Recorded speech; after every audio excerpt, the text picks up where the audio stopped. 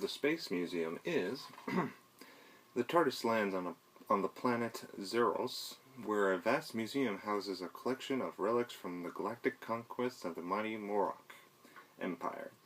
While they are exploring, the Doctor and his companions make a disturbing discovery. Their future selves are presented as exhibits. Like many early Doctor Who serials, some did not like this one and some did. I for one, did. I liked this one. It had a nice story, some great ideas, and some good twists and turns and some funny moments. Some see the serial as a parody of Doctor Who, since it has all the elements of a regular serial from the series and mocks them. The villains are soldiers of an empire guarding a museum that nobody goes to anymore, and are just bored and morons and incompetent. Even the rebels are incompetent. There were good cliffhangers, particularly at the end of the first episode. At the end of the episode, this great idea is brought in for the story that the TARDIS jumped a time stream ahead of time, and when our heroes arrived at the Space Museum, they arrived ahead of time they were supposed to arrive, and therefore saw things that would happen to them in the future, like being on display in the museum.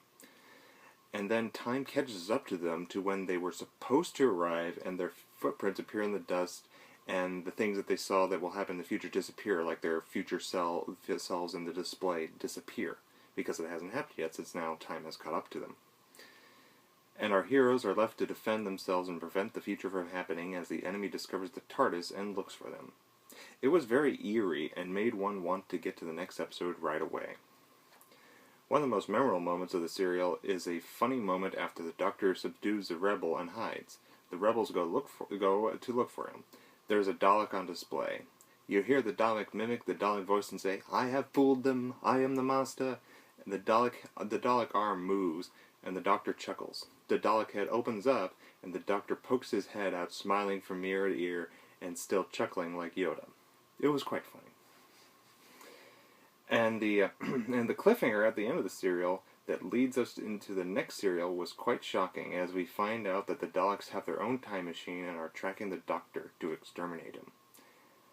I give this serial 3 stars. You know, so it had some good things and bad things, but it was just like, when you watch it, you kind of, like some things when you watch a movie, you just kind of look over the flaws.